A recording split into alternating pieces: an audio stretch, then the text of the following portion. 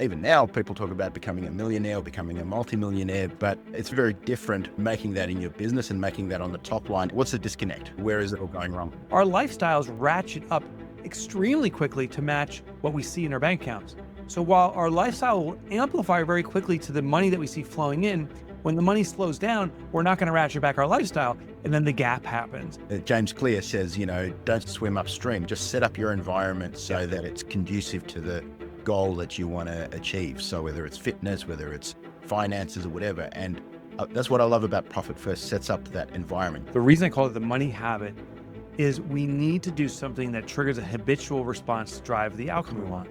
We've all heard stories of people who won incredible amounts lottery, and their life has gotten much worse. After the initial win, they never learned how to manage that level of money. They just blew it. So the question isn't how do we generate millions, how do you control millions? Welcome to the Lean Marketing Podcast. I'm your host, Allan Dibb. Today I've got with me a recurring guest, a special friend, an incredible author, someone who's made an incredible impact on the world of business profits. He's the author of the smash hit Profit First. And this is a book that, I've heard the praises of this book from people who are billionaires down to people who are just starting startups. And it's helping them make more money in their business. And the reason I asked Mike to come back on the show is because he's now doing for personal finance, because a lot of the time as business owners, we find ourselves, hey, we're making what looks like good money on the front end, and it's not reflected often on the back end in our personal finances. We look at all this money and what filters through is sometimes not enough, sometimes even negative. So welcome to the show, Mike. How are you? Thanks for having me. You started off with like the heartbeat of what's going on. These entrepreneurs are making money at work sometimes, but the home is leeching off of it and it destroys the business in turn. It's something that needs to be fixed. Oh, ask me how I know that. I don't want to because I know it too. Don't ask me. Look, I remember the first time in my IT business, we hit $1 million in top line revenue, and we were like on top of the world, and everyone's congratulating us and all of this. And then, I log into my personal bank account and it looked pretty sad. And I'm like, $1 million sounds like a lot, but even now people talk about becoming a millionaire or becoming a multimillionaire, but it's very different making that in your business and making that on the top line and it filtering through to business profit and then it filtering through to personal income and that personal income growing to your personal wealth. What's the disconnect? Where is it all going wrong? There's a thing called Parkinson's law. So Parkinson's law is a study of the utilization of resources. Originally studied time. So basically the idea is if you and I are discussing contract and I say, hey, Allan, I'll get you that contract in 6 days. It will likely take me 6 days because I set that time frame. His name was Northcote Parkinson. What he argued was that the more time we avail to something, the more we'll consume of that time. On the flip side, back in university, you may have been like me. It was when I got close to the exam when I really started to study.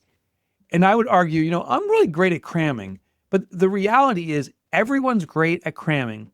When there's less of a resource, we become more efficient in its utilization. Well, the research went beyond just time. It's all resources. So one of the classic kind of funny things I talk about is a tube of toothpaste.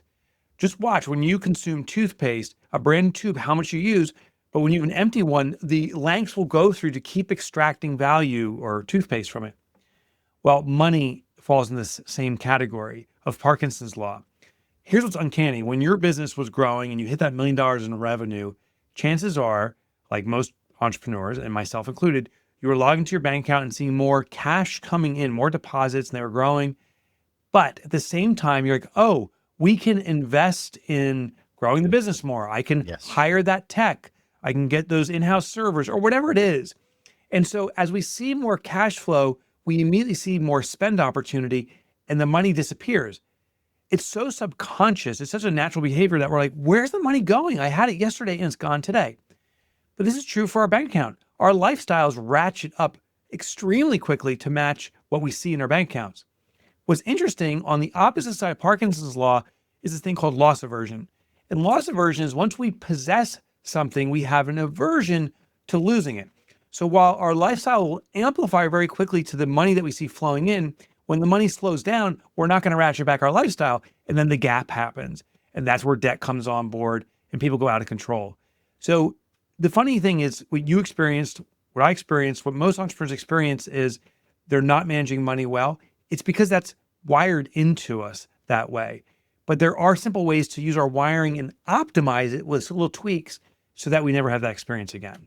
The other thing that I've found myself over many years finding is that, like, when you've got cash sitting in the business, there's a temptation to keep reinvesting in the business, reinvesting. Correct. And because, if I buy more equipment or hire that extra staff member, whatever, that actually reduces my taxable income essentially, right? So That's right. less taxes. Whereas if I filter that through personally, now I'm paying tax. And so there's a temptation to say, you know what, I'll just keep reinvesting in the business and then I'll figure out the personal wealth thing down the track. So I found myself kicking the can down the road. I'm like, when I make 30% profit or when I make 40% profit or whatever it is, because it's kind of like this thing where, hey, this way I get to reinvest in my business versus just paying it out in personal income tax. Yeah. And we are fostering a behavior of ineffectiveness and inefficiency and saying that's acceptable. I did the exact same thing. So my business grew and I called my accountant and he said, if you have any expenses you can incur right now, you should do it because they'll reduce your tax expenses, your tax liabilities. Well, I didn't really have much, but I was like, well, I'm not profitable anyway, so let me spend a little bit more to reduce taxes.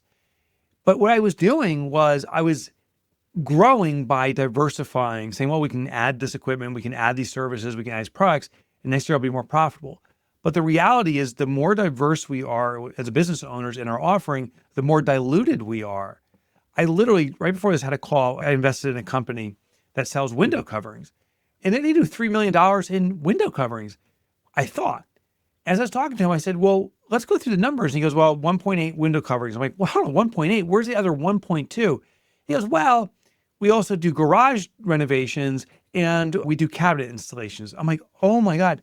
So then I said, well, how efficient is that stuff? He goes, oh, the garage installations are a nightmare. People are so particular. What was interesting, I said, well, then how do we get into this? And he said, well, we had to grow, man. And we had a captive client. So I asked them what else they need. And they said they need garage installation. So I tried to figure it out. Well, what happened was also interesting. I asked him, well, let's go through your numbers. We went back over 2 years. His window coverings that he did 1.8 million in 2 years ago sold 2.3 million. So he's actually declining in window coverings. That's all he did 2 years ago. But he sees his revenue increasing. So he's like, but my revenue is now 3 million. No, your core competency is declining. And he's in a cash flow struggle. And that's what we're trying to fix right now. And we're going to ditch the things that diversified him to facilitate growth, to get back to a core competency of what we're really good at, be really efficient at it, drive profitability, and then address his home finances. Because the only way he's been able to bridge this business this far along, refinanced his house, pulled money out of his personal assets. Yeah. And that's another trap for entrepreneurs. When our business is struggling in cash flow, we become the sole source of money. It's so true. Like every time in my business, and I mean, we work with a lot of clients across a lot of industries, the big unlock has been subtraction, not addition. Often we think, oh, let's add another service, another product, another type of client, another whatever. And like you say, it can add to the top line, but now you've diluted your marketing, you've diluted your focus. You've now got staff who are chasing 3 rabbits in 3 different directions. And every time I've subtracted, and every time I've reduced the number of options, and every time I've simplified, I've made way, way more money because I'm just much more focused. The team is much more focused. The product line is simpler. Client doesn't have to make 1,000 decisions. Should I go for this one, that one, or that one? It's such an unlock. And, I was talking to someone else who's in the coaching industry, and like one of the things we were discussing, I mean, the least valuable part of coaching is information, because you can't beat Google, you can't beat Wikipedia for information. Often it's the negative information. It's the stuff that you shouldn't do. It's the taking the scissors out of the toddler's hand and saying, don't do this. Don't go down that track. Don't diversify. Don't add that. And certainly not when you're early on in that stage. So I kind of think of it as like a no man's land when you're between, say, 1 and 10 million in revenue. In the TV show Succession, Greg is about to inherit $5 million and he's like, I've got it made. I've got $5 million coming my way. And they're going, $5 million, that's a nightmare. You're the richest poor person and the poorest rich person, right? You're the tallest dwarf, Yeah, yeah, yeah. so 5 million is terrible. Like, and I feel like 1 to 10 million is kind of that in business. You're like, I should keep reinvesting. It looks like you're rich, but it doesn't feel like you're rich personally. And, not a lot is filtering through. Your expenses are skyrocketing because now you're hiring managers and things Yeah. like that. And it's just such a difficult period in most businesses. Most businesses it is, but I'll tell you, because those are the businesses that I invest in. And what I find, Alan, is we call them at-risk businesses because Yeah. they are in this purgatory state. Yeah. They're trying to grow to be profitable, or maybe the decisions ratchet back to how it used to be, the good old days when it was a one-person operation or whatever. And we have found a solution. And some businesses may want to stay at this stage, that 1 to 10 for the life of the business, because the owner can still be integrated in the business. They can still do stuff. If you're a $10 million business, and I'm in some of those businesses, the owners better not be doing any work inside the business. They're overseeing it. So how do you stay in the state? Well, what we do is we call it the PPF. The first P stands for present. We ask ourselves, in the present state on a day-to-day transaction, is this business a healthy business? So the game we play is we pretend, say there's no debt, there's no accounts payable. All we're going to do is run this business every single day as a brand new business today. Yeah. If we do the same number of transactions today as we did yesterday, and we don't have any of these past responsibilities, are we healthy? And that's the first test. And some businesses, no, they're not. And it's like, okay, we can't even worry about paying off debt and fixing this business until we get the present tense of this business properly set. And that's usually margins, efficiencies, growth by subtraction, removing unwanted stuff. Once we get that installed, then we say, okay, what are all the past mistakes we've made, all the loans and so forth?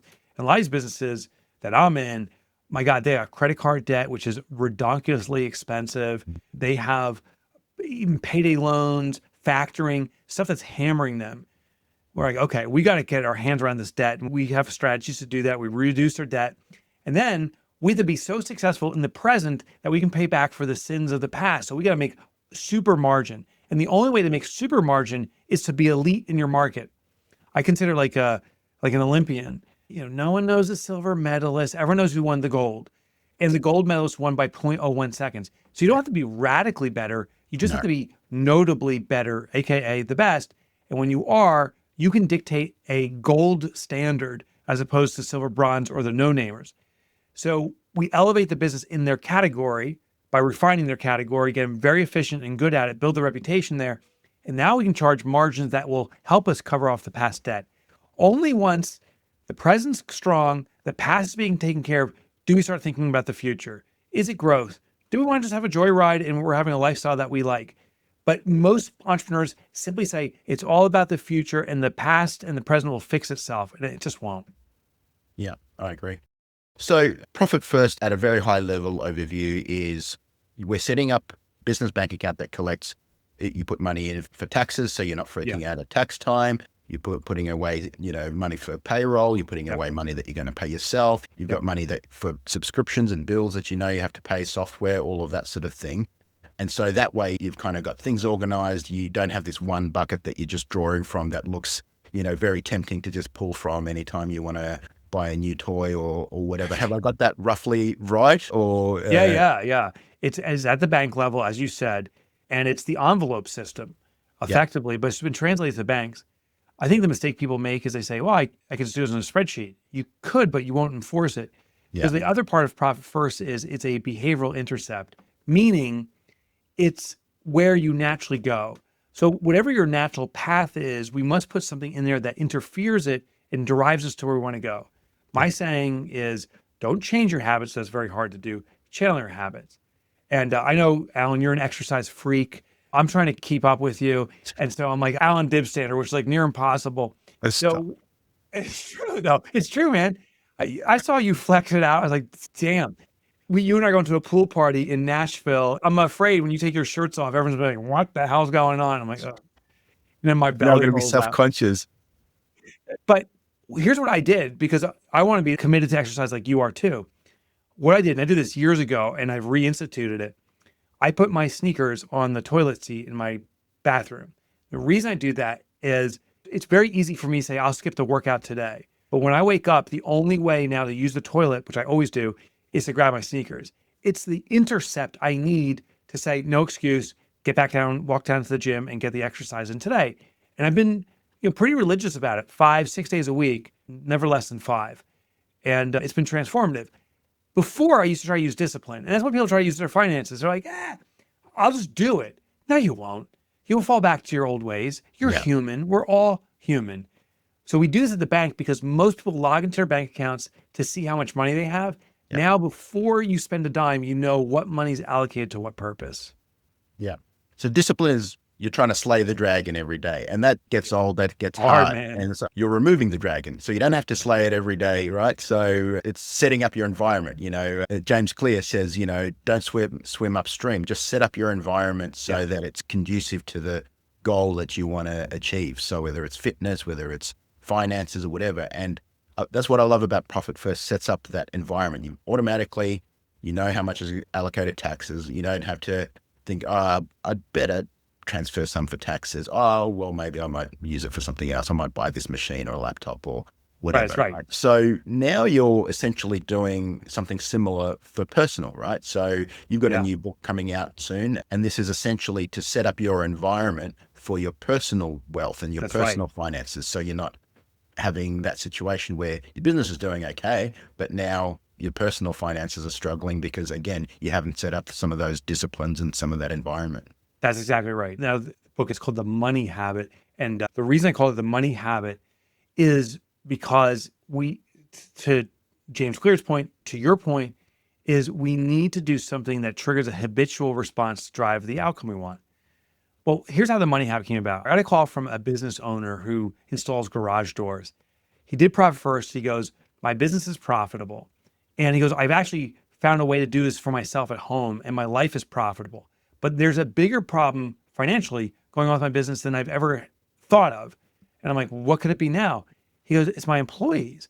He goes, they're not sustainable. They're not experiencing or working toward financial independence. Because as a result, they have constant worry. They come to work and they say to me, can you give me a raise? I'm not ready for it, but I need it so badly. He goes, the problem is mine.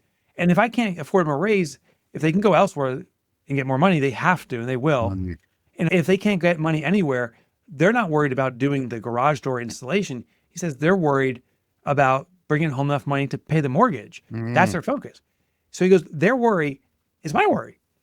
So he goes, can you teach them? And I'm like, yeah, by all means. And I've always been thinking, I should write a book about this. I'm like, how many folks you got? 5 or 6, small business. He goes, no, I have 900. 900. I'm like, I'm sorry, what? Yeah. 900. I'm like, oh, it's a nationwide, it's called A1 Garage Door Services. And the guy's name is Tommy Mello. Tommy. And you know him? Yeah, I did. So it was Tommy. And he goes, can you just, so we did a beta deployment with, I think, 30 to 40 folks. And they've instilled it now as one of their teachings they have in their organization. Yeah. And it's been amazing. I learned so much in that process. Here's what I want to share is financial independence only comes about in stages. You first have to have financial clarity. You have to know where you stand. And by using the same system of accounts at your bank, people who are not entrepreneurs or are entrepreneurs, we all log into our bank accounts. So now you see what money's available for, what purpose. And now the purpose isn't like, operating expenses. The purpose may be groceries or rent or mortgage. The second thing is once you have financial clarity, that asserts financial control. Now you can make decisions around it.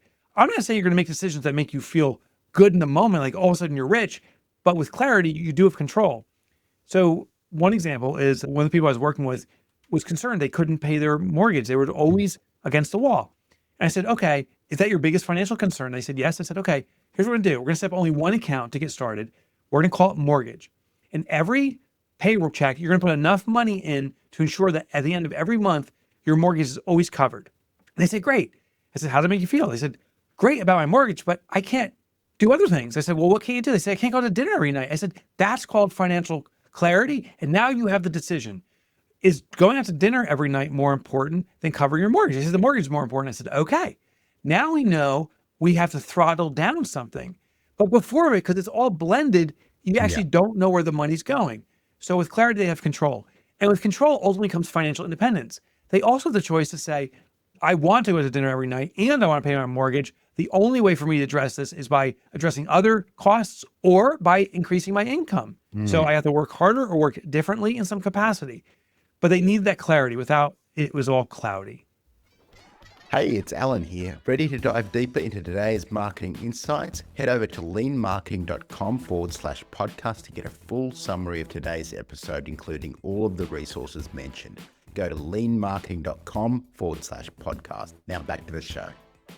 So is the money habit for people who are maybe working for someone else and, your income is fixed, it's coming into your personal bank account or whatever, or is it for entrepreneurs as well where you've got some discretion, you're deciding, okay, how much should I pay myself? How much should I reinvest into my business? Great question. So I wrote it for both. Originally when I started, it was originally just for the entrepreneur, and then Tommy opened my eyes to something radically different. Because the system is a percentage-based system, it works in what's called variable income, including commissioned employees who have variable income, or predictable income, which is more of that static. So it works in either scenario. But I did find that people who enter the money habit enter in a different, what I call season. So this is something I didn't talk about in Profit First because it wasn't relevant. But some people come in and they are under such financial stress. Our primary focus has to be to resolve actually the financial debt and problems they have because it's destroying their credit. It's destroying them in a lot of ways. Other people come in and maybe they want to save for the future. I call that the fund season.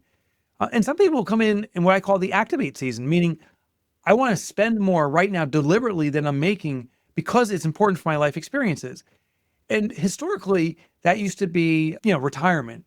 But it's not, my kids are turning 18. They're going to leave the house forever. I want to do one big family goodbye trip. And I'm intentionally going to blow the money this year because of the experience it's going to bring about. So we can volley between these seasons very quickly.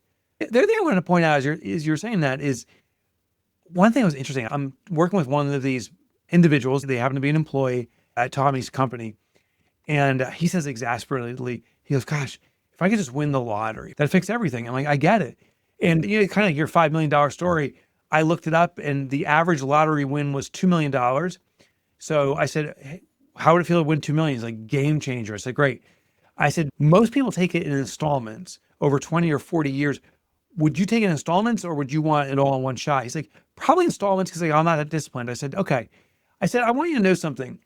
If you're going to take $2 million in installments, you're actually already achieved that. You already are going to manage $1 million or $2 million. And here's why. The average income globally on US dollars is $50,000 on an individual. This is in first world countries. $50,000 annually. The average person works for 40 years in that lifetime. So 50,000 times 40 years is $2 million. So the irony is all of us, if you're doing the average or more, are making millions of dollars now over our lifespan. So the question isn't how do we generate millions? You already got it. How do you control millions?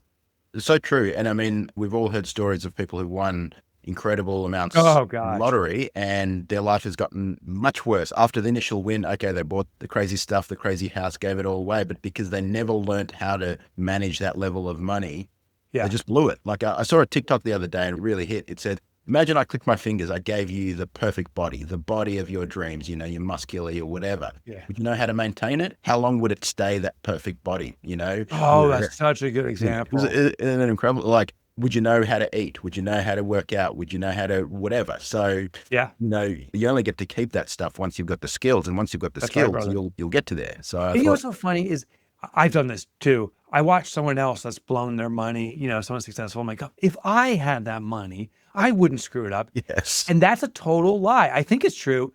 And the reality is when we feel that way in the moment, it's right because we do know how to work with many of us kind of just paddle water and tread water with our current income. Yeah. But our income or the money we have is so much less than that person. We're like, I can get by with my X dollars and they're not getting by with 100X. Yeah. So clearly if I can get by with X, but the reality is once you're thrust in that scenario, the Parkinson's law theory kicks in and we expand our lifestyle instantly, uncontrollably. And the fact is, to your point, if you can't control it now, you will not be able to control it then. So we have to assert control now. So how do you calibrate if you do control your discretionary and how much you pay yourself, your income? I could, let's say I've made $500,000 in business profit. I could take the whole 500,000, pay it to myself, Yeah. invest in something, or I could reinvest in the business. And a lot of my thinking in the past has been like, okay, if I take this profit, I'm going to pay a whole bunch of tax on it. Then I'll put it into the S&P 500 and make 7 or 8%. But if Yeah. I reinvest it in my business, I'm not paying tax on that. And I'm then making whatever my margin, 30, 40%, whatever it is. And it feels way more attractive to kind of invest in yourself than, this boring Yeah. post-tax profit Totally. whatever it is. So how are you thinking about that? Yeah. So what I'm thinking is, I think we have a misperception of what investment is. I don't think investment in my business is putting money in as much as is putting innovation in. I'll give a story to back it. The Savannah Bananas, who now have international notoriety, this little team, they did this method, profit first. I personally walked them through it. This goes back to when they were getting started. I met with Jesse and his wife and spent time in that little apartment they had where they started their business. They were on an air mattress back in the day. And they did profit first. Jesse said, when we were doing profit first, we didn't have enough money coming in. They were such a startup to even pay for a scoreboard. Like they have a scoreboard for the games. He goes, we can't maintain it and we can't electrify it. But he goes, we're taking our profit. But what happened then, and this isn't because of profit first, this is because Jesse and Emily are amazing innovators. They said, how do you put on an entertaining game without a scoreboard? He's like, oh, you have the audience come in like between rings in a boxing match, rounds in a boxing match, you have them hold the numbers up. And then how do you entertain an audience if you can't afford entertainers? You have the audience entertain. So he started the Grandma Bananas, the Nana Bananas, or whatever, these old mamas dancing. They're 80 years older and people lose their mind. The lesson is innovation makes businesses stand out.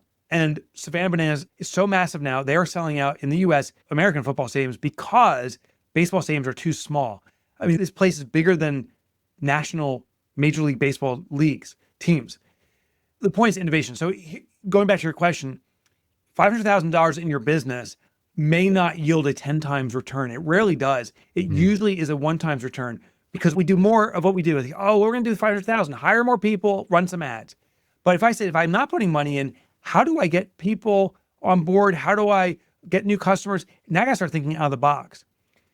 The cash in your own personal wealth, that's a cash reserve. And life oscillates and changes, when life goes down or business goes down, sitting on cash is one of the smartest things you can do. And when you have no cash, you enter a desperate mode. That's why I'm investing in these businesses. These were businesses that kept on investing in themselves and they have no cash. And they literally hit a bad month. And the business now is in such dire straits because they're living check by check. So when I work with these businesses, one of the biggest things we do is we're going to innovate, we're going to get better than anyone else, and we're going to do it without spending money because we're going to save money so we have a cash cushion. It's interesting how constraints, especially budget constraints, turn on that innovation gene. Like it is just... Dude, China just kicked America's butt. US, in our infinite wisdom, say we're not going to send the highest end AI chips to China because we don't want China winning the AI race. And so what does China do? They say, okay, give us the crappy chips, or we already have them. We're going to figure out AI in the system. So they leapfrog the US, and now they're doing it for 1/100th the cost. And the US is like, what do we do? Plus we declared AI war. It's like, oh my gosh. Necessity is the mother of invention. Restrictions trigger leapfrog innovations. The funny thing about money is the easy way to do what you already know very quickly, which is nice. Innovation and constraint of money is the hard way to redefine industries. And those are the businesses that win. An old mentor used to say, you don't need more resources, you need to be resourceful. So, yes. Oh, I love that mentor. Yeah. Very true. I mean, as soon as you've got some money coming in, it feels like the easier path, the new hire, instead of being more efficient, the new machine or whatever, instead of figuring out a way to make do with what you've got. So I totally agree with that. And I know a well-known billionaire, he's got a holdco, and one of the things that he does, even when he has a CEO and they're generating a lot of cash, he'll remove the money out of that main business's bank account and move it to the holding company's account, and he'll leave them just, I think, 3 months worth of cash or something like that. I love it. Yeah, because CEO sees a bank account full of cash. What are they going to do? Oh yeah, exactly. There's always a justification to spend it. That's it. It's funny with my own children. My wife and I were just talking about this last night. My oldest son, who was the first one to get a car, and we had moved into a neighborhood where parents were buying their kids cars. So my son's like, okay, I need to get a car, for my birthday, something. I'm like, no, you need to buy your own car. So he worked for 4 years in a deli. He made just enough money. He made like $2,000 or $3,000 in savings. He bought the biggest junker car. It's the ugliest thing. One light was out. We couldn't get it repaired. And he was embarrassed, but he bought it and he drove this around when everyone else was driving around the new BMW or whatever. I asked him like 2 or 3 years later, I said, how proud are you? He's like, I am so proud of myself. I am so capable. This kid now, with a kid who's a little bit introverted, uncomfortable, the kid is the king of confidence because he did it. And that's the effects of money. And if it happens with our kids, it happens with us. It happens with our businesses. Reserve the cash for your future to care for you. Don't just keep on inserting it to try to grow. There's a better way, inevitably. One of the things I regret not doing sooner is looking for long-term investment vehicles. And so where I live in Australia, it's called superannuation. In the US, I think similar thing is 401ks. And in Australia, at least, they're a very tax efficient vehicle. And I remember decades ago, I'm like, why would I put money into that? I'm going to, retirement felt like forever miles away, right? So now it's like, and not that I'm planning to retire or anything like that, but I'm getting, closer and closer to the age where you can access that and that is meaningful. And from a tax efficient perspective, it would have been a good thing to do much earlier, right? Yeah. So, and the compounding effect is so powerful. In The Money Habit, I wrote, if you save $1 a day when you're 20 years old, how much money you'll have. And what I did was I compared it, putting it under the mattress versus putting it in a low yield, say 4 or 5% account. Yeah. And the first 5 years, like $1 a day, $7 a week, it's $350 roughly a year. After 5 years, you're talking maybe $1,500 under the bed mattress. If you did it at a bank, you're talking maybe $1,600. It's not that big of a difference. But the compounding effect, which means the interest you gain also gains interest. Yeah. When you get to year 40, the difference was, and I don't remember the exact numbers, but say 50,000 under the mattress and 200,000 if you simply compound it. So it's the old thing, when's the best time to plant a tree? 40 years ago. The second best time now. For all of us, get your money in some kind of interest-bearing accounts and compound it. Keep putting it in. I studied all of the financial experts of modern times, like the Warren Buffetts, and Anthony Robbins has this whole book on money. I looked at day traders, all of it. At the end of the day, there was 2 things that consistently outstripped everyone's performance.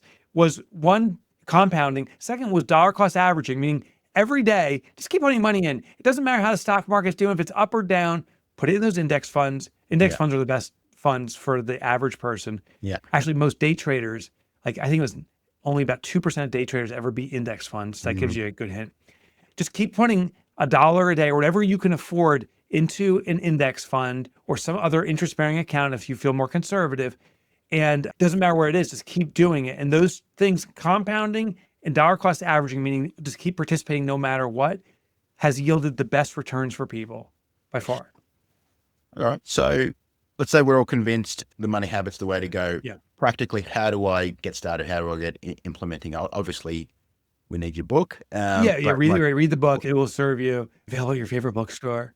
There's 2 things. There's the full deployment, which I'll just give you a quick teaser on, but then there's the simple, and I would start with the simple. The full deployment is, I found there's 6 key accounts that we want to start with. One is an income account. That's where money flows in. This is at your bank. Yep. All your deposits for your household income go there. The next account is needs. These are essential needs for living. We all need food, water. We need a roof, shelter over our head, basic clothing, and so forth. So to support that, the next account is wants. And the difference between wants and needs is wants are the mini luxuries. So yes, we need food, but do we need caviar? Probably not. So we need nachos. We need nachos. Yeah, we do. Yeah. And it's funny, when considering is something a want or need, if you don't know, it's inevitably the higher level. It's definitely want. I need nachos. Well, maybe you want nachos, but you definitely need protein. So that's just something that we need to distinguish. So wants are small luxuries. I think common for many people is need is eating at home, want is eating out, as an example. Mm. Then the next level is dreams. So this is the fourth account, right? Dreams are for the longer term, large visions. So a dream for someone could be, I want to go on vacation. A dream for someone could be, I want to go out to dinner. It's all depending on our lifestyle. A dream for someone could be, I want a house. Or someone could be, I want a second house. So a dream are the longer term, big impact moments that you're looking for or things. Then we have what I call fix or future. The account name changes. Fix is when we're eradicating debt. Future is when we're preparing for surprise the future. And the last account is emergency. The one predictable thing when it came to money in all my research was everyone had an unexpected event labeled an emergency and was not prepared for that. So we're going to prepare for that. All these accounts, and I have it in the book, based upon the income you earn. I'm making $75,000 a year or making $175,000 a year or whatever. There is everything up to millions of dollars a year. You determine where you are on your income tier, and it matches up to your season. And I tell you how to pick it. Are you recovering from debt? Are you preparing for a future? We have that. And then I share the percentages that are the optimal percentages to be allocating to each account. And then you do that and you can see, is my lifestyle fitting in with this?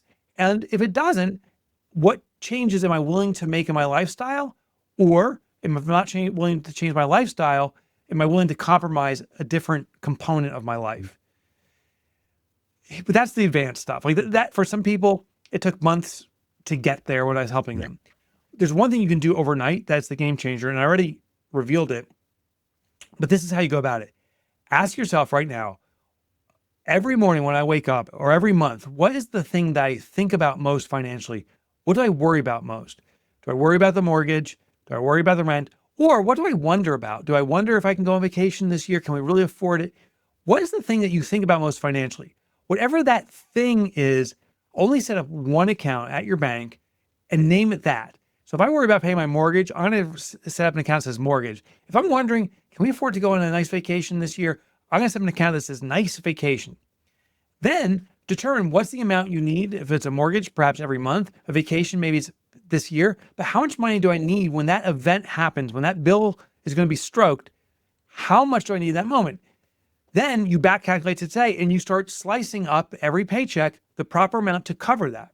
And what it does is it assures that thing will happen, but also it puts a squeeze on the rest of the money. So money comes to your bank account, we're transferring over to the mortgage account, your mortgage. You'll see the rest of your deposit, of course, now is reduced by that allocation.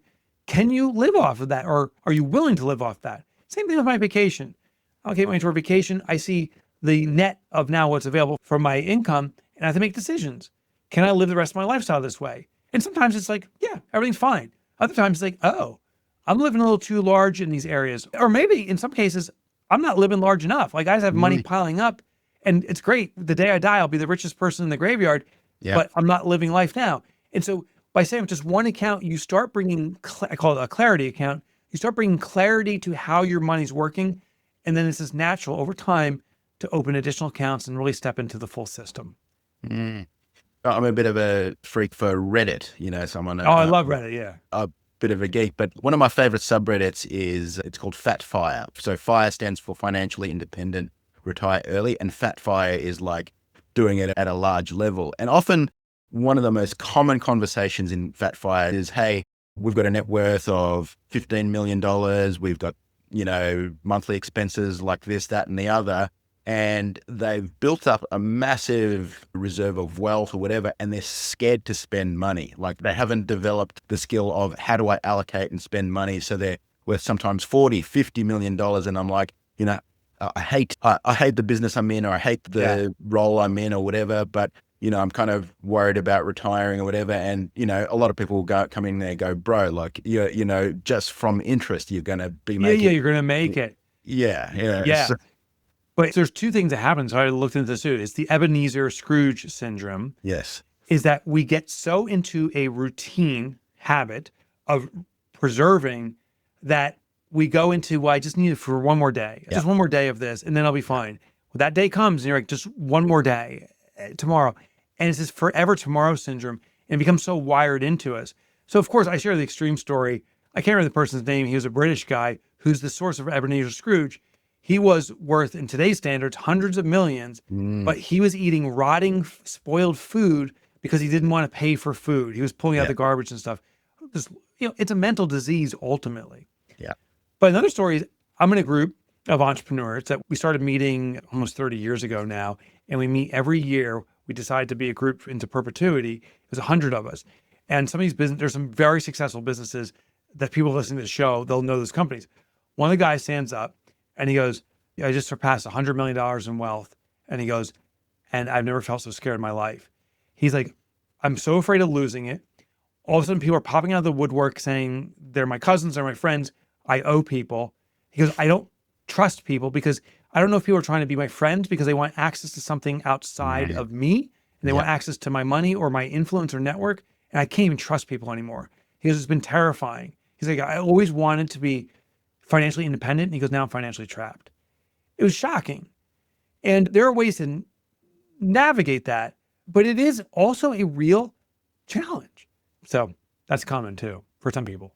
It is a real challenge. And Yeah. I mean, I can't remember exactly when it happened, but I definitely had an inflection point where, time is now starting, time is way more valuable than money, right? Amen. So early on, it's like you'll spend whatever time to save money, you'll drive across town to save some Yeah. dollars on this, that, or the other, or hey, I'll do this myself rather than hire someone or whatever. And then it flips and there's an There is a inflection moment. point and time becomes way more valuable than money. If I can save an hour, I will spend the money. If I Huge can, amount. Yeah. Exactly. I myself, I actually mentioned in the book, I'm on this almost like teeter totter of time money right now. And there's the moment that comes when time's everything. And it happens for all of us. Some of us, unfortunately, it may happen in the last minutes of our lives that we realize that. Others, hopefully sooner. And I have absolute clarity on that now too. so the big vision for Profit First was always, you know, being able to, and I'm kind of paraphrasing, correct me if I'm wrong, but it's like having business owners kind of have successful businesses that pay them a profit. Exactly. Right? That's the bigger vision. What's the big vision with this book? What are you aiming to do? Yeah. So for the entrepreneurs, my mission. I have a statement to eradicate entrepreneurial poverty, which Mm, is this perception of what entrepreneurial success is and the reality of what people are doing as entrepreneurs, the struggle, and it's deep. It's not just financial, it's time and so forth. What I'm trying to do with the money habit is to alleviate worry. And it's literally that simple. When I went through my interviews, and it was over 1,000 people now that we surveyed or talked with, informal surveys or formal. And the biggest worry is financial. Now, I'm not saying that alleviates all your worries, but it is so foundational. If you don't know if you can put food on the table or pay the mortgage or something like that, that's a constant worry. And money addresses that. But the other worries with money is, will I ever be able to retire? Is this my lot in life? I just have to work every day like an animal. That can be addressed too. The interesting thing to what we're discussing, it doesn't come with more money. It comes with financial understanding and control. And mm. so, listen, it's not going to bring about world peace, but I think it's a step in the right direction when people can be worry free. So that's what I'm trying to do. I totally agree. I mean, the getting rid of the worry, but also I think there's a self-esteem component. It's like when, Sure, you know, sure. I think of money as thank you notes, right? And I love so that. if you're getting lots of thank you notes, you're creating value in the world. And, a lot of people are recognizing that value. I mean, it's two things. One is to create value. The other is to actually capture a piece of that value. So that's a totally different discussion. But when you ask people why, so often I'll have the discussion with an entrepreneur. He's like, I want to get to 10 million in revenue. Well, why? I want to make $2 million in profit. Well, what if we got to the $2 million in profit and we didn't do the 10 million? We did it Yeah, with well, 5 million or whatever. yeah. They're like, oh, well, but I also want to get to 10 million because there's an ego There's thing an or ego whatever. Right? thing. Yeah, And that's totally. totally fine. No problem. But let's get to the root cause of the thing. And often when you ask why enough, it's like, comes down to a few things. It's really, I want to be a hero to my family. I don't want my wife to worry about money, or I don't want my kids to, struggle like I struggled or whatever it is. So a lot of times the why, we talk about money, and depending on how you were raised, some people were raised to say, hey, we just don't talk about money or Yeah, those kind of things. People have a lot of hangups about it. But a lot of times it comes down to having an amazing lifestyle, being able to live the life that you know you should be living or want to be living and have freedom. So I love having discussions about money and getting rid of all of the sort of taboos around money. And, some people have Amen. more hang-ups about money than sex or anything. It's That's true. totally true. That's totally true. Mike, thanks very much. You've been really generous with your time. So the book is The Money Habit. Everybody should get it. It's the spiritual successor to Profit First, Yes. which has had an incredible impact. Like I said, I basically can't go to any conference with any number of successful people not hear about Profit First. I listen to a podcast, someone's recommending it. So you've really made a huge impact, and I know you'll do the same with The Money Habit. Allan, thank you so much. I appreciate you. You're a great My friend. pleasure. Thanks, Mike. Thanks for tuning in to the Lean Marketing Podcast. This podcast is sponsored by the Lean Marketing Accelerator. Want to take control of your marketing and see real results? With the Accelerator, you get proven strategies, tools, and personalized support to scale your business. Visit leanmarketing.com/accelerator to learn how we can help you get bigger results with less marketing. And if you enjoyed this episode, please leave a review or share it with someone who would find it helpful. See you next time.